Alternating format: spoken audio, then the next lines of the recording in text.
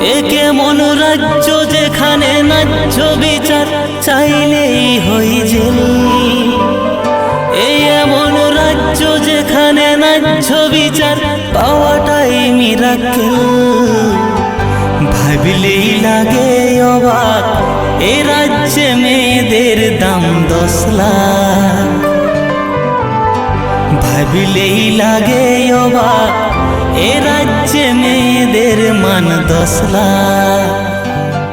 উঠো গর্জে উঠো গর্জে উঠো গর্জে সবাই, তিলোত্তমার বিচার চায়।